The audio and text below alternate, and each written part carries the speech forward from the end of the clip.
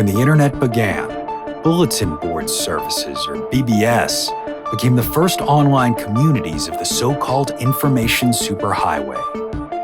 Using their phone lines, people logged in from all over America to talk about sports, games, movies, and on one BBS in particular, share their ghost stories. Over time, those communities all went dark, except for one lone server that continues to operate somewhere in an unknown part of Pennsylvania's Rust Belt. A relic of the 1990s, veiled in mystery, it is a digital archive of humanity's strangest encounters with the unknown, as told by the people who experienced them. My name is Brandon Schexnayder, and you are listening to Fear Daily.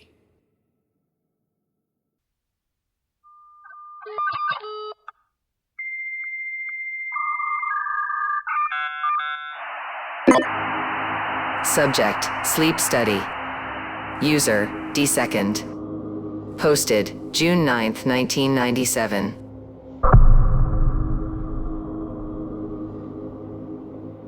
I wish I never saw that damn flyer on the bulletin board in the dining hall, but it was too good to pass up. Earn $500 for 2 weeks of sleep research, no strings attached. No doubt, I needed that money, and time was tight with class. Rent was already late, and next semester, I was gonna need to get books. This seemed like a solution to a problem that had been eating away at me. All I had to do was sleep, answer some questions, and collect that cash. If there's anything I was good at, it was this. I called the number after poli-sci that afternoon, and the woman who answered sounded chipper, and after a few questions, she got me on the schedule for the study. 2 evenings later, I was sitting in a cold room in the basement of Northwood's psych building, signing waivers under flickering fluorescent lights. Dr. Mallory walked me through the basics: electrodes, sleep monitors, and some light questioning each morning. Nothing invasive, nothing to worry about. Most participants find it quite relaxing, he said, smiling in the way doctors do when they're trying to downplay something, but I needed that cash, so I ignored my intuition. The room they set me up in was a sterile box. Twin bed, a monitor glowing faintly in the corner, and there was a camera mounted above the door with a red light blinking steadily in the dark. The lights were a little annoying at first, while I was laying there in the silence, but it wasn't any worse than listening to my roommates through the walls, and sure enough, I fell asleep in no time. Drifted through random dreams and woke to Dr. Mallory's voice asking what I remembered. I described vague snippets, trees, flashes of color, a feeling of falling, and he nodded, taking notes without looking up. By night 3, I thought, this is cake. What was I so worried about? But then came night 5. That is when I saw her.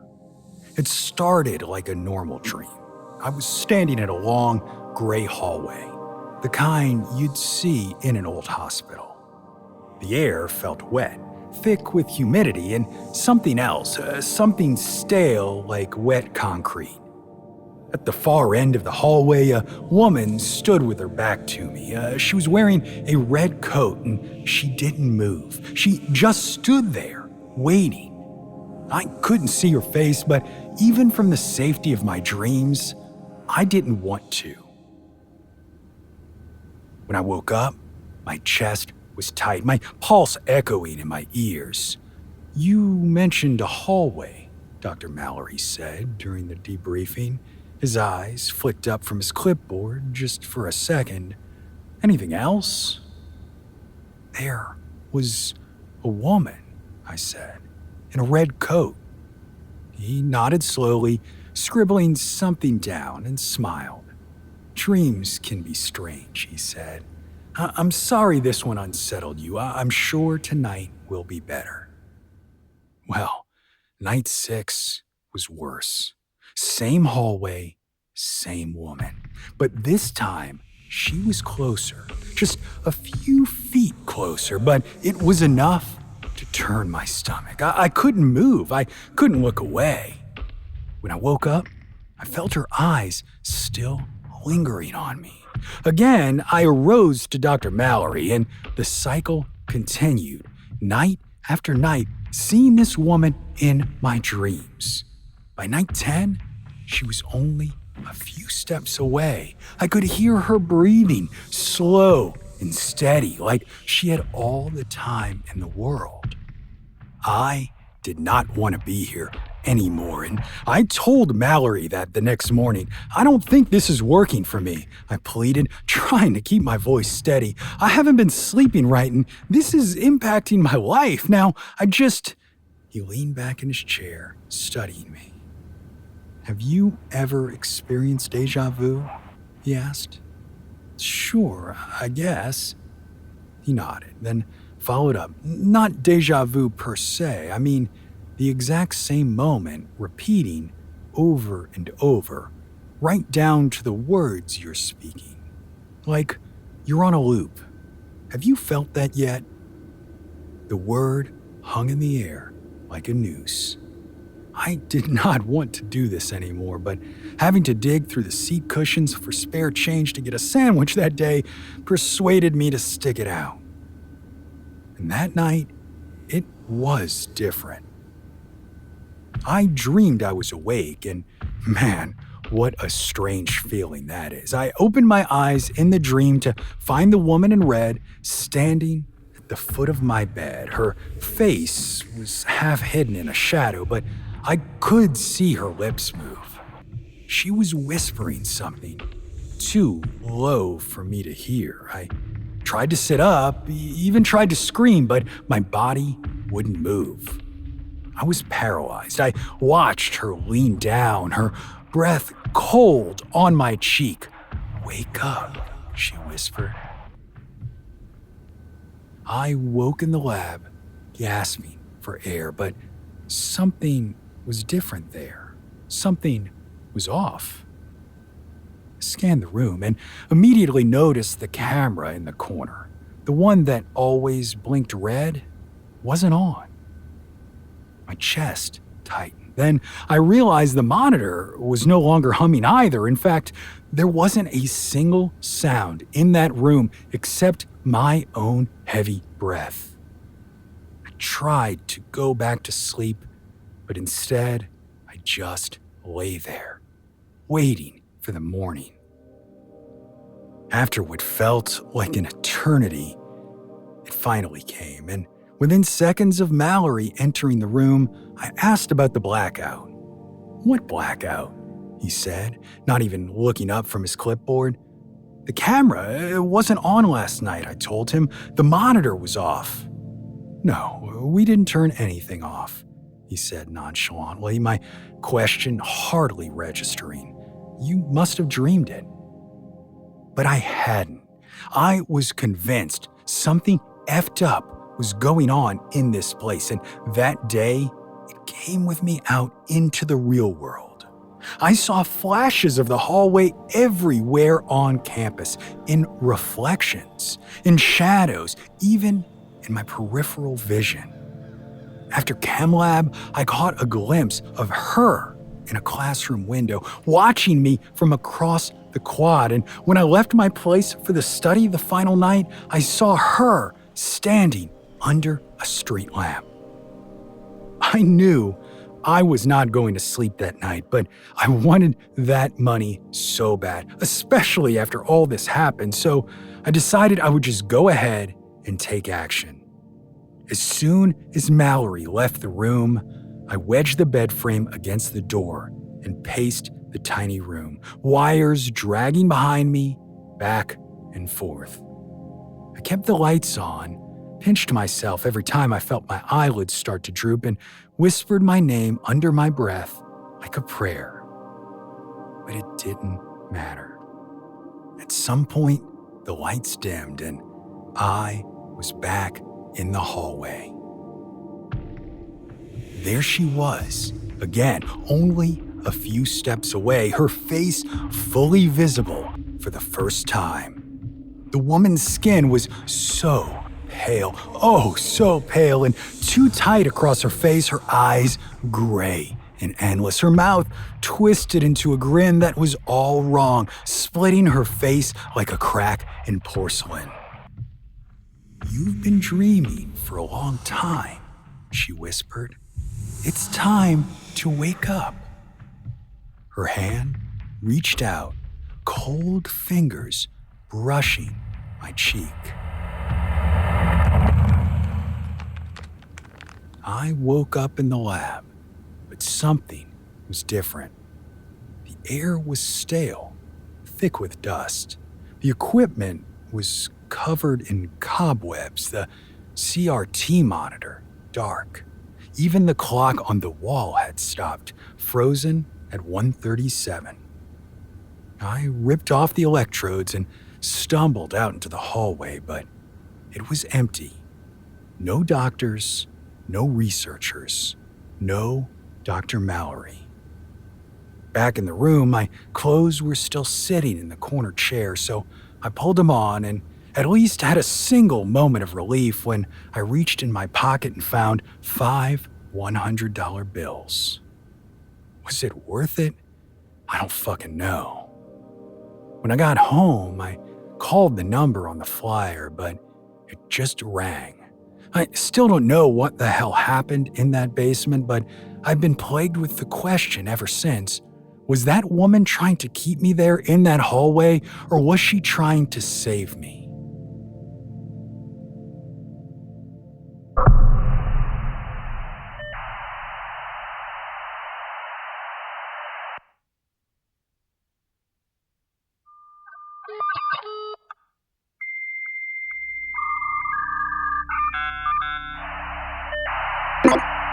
Subject, Bandage Man. User, Warigalati. Date, March 3rd, 1995.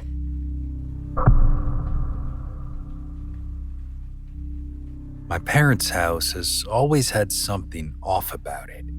It's almost a century old, and in the South, that can mean a whole lot of history has passed through a place.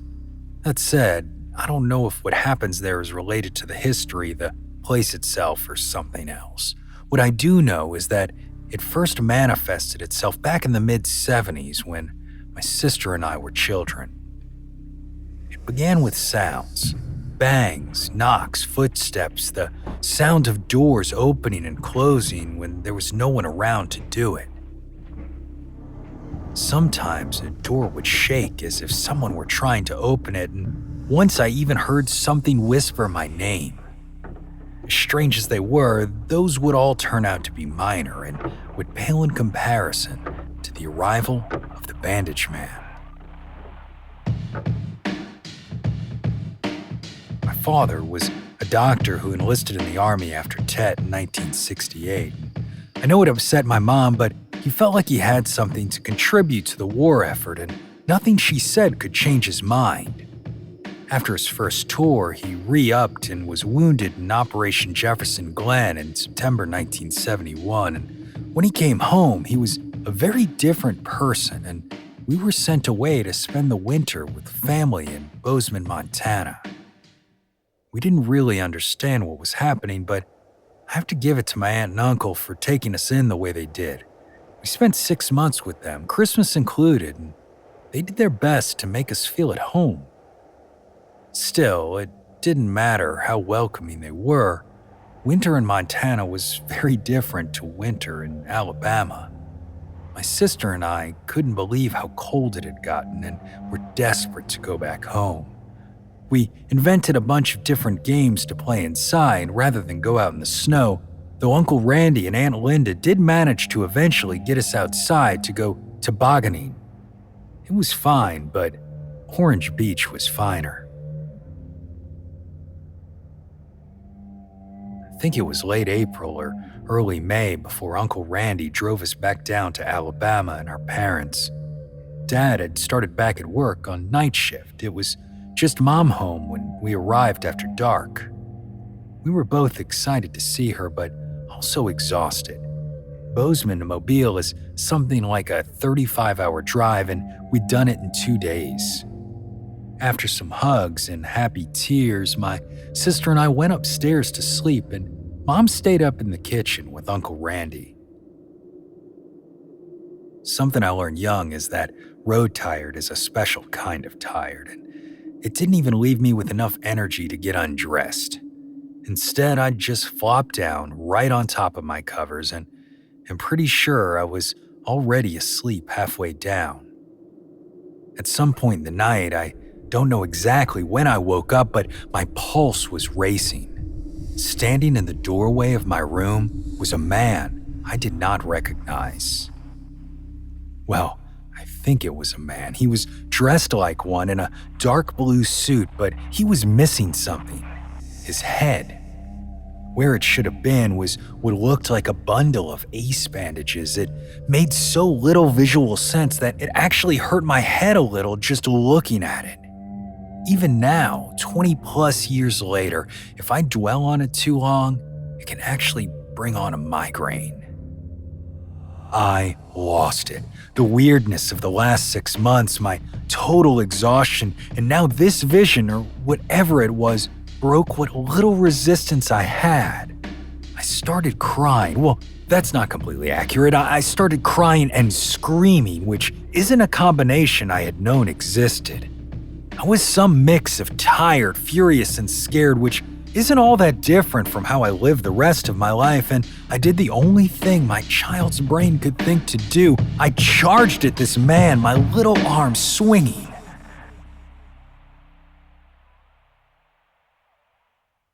Looking back now, I can't even begin to fathom what I was thinking. The age I was, I couldn't have fought off a Pomeranian, never mind an intruder, but I was beyond rationality at that point. Given what happened next, I don't think it was actually a man, but even so, my reaction seemed to throw him off. As I rushed the man, I saw him stiffen up, then I closed my eyes. Whatever I hit, it wasn't a person. It wasn't even solid. Instead of colliding with a thing or man or whatever, I ran through something which I can only describe as being like icy spider webs. I'll never forget the feeling on my skin. It was like someone had left fishing line in the freezer. Somehow I made it to the stairs without running headlong into a wall, and from there I double-timed it down the stairs. Mom and Uncle Randy were still up talking, which was a godsend because they managed to talk me down. Uncle went upstairs to look for the man but couldn't find anyone. My sister somehow managed to sleep through the whole thing, and it took me weeks to be able to sleep in my own room again. I never saw the Bandage Man after that night, but the feeling in my parents' house persists up to the present day. The memory is still so vivid that when my wife and I go back to Mobile to visit, I insist on staying in a nearby hotel.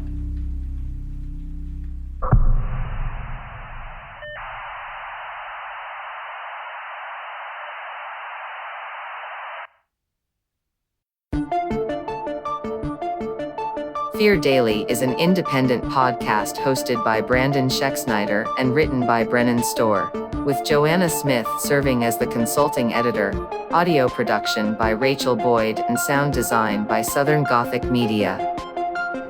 This podcast is a work of fiction. Names, characters, places, and incidents are either products of the author's imagination or are used fictitiously. Any resemblance to actual persons, living or dead, or to real events or locations, is entirely coincidental. Ad-free versions of Fear Daily are available now on your favorite podcast apps. For more information, visit feardaily.com. But move fast, before the server goes offline.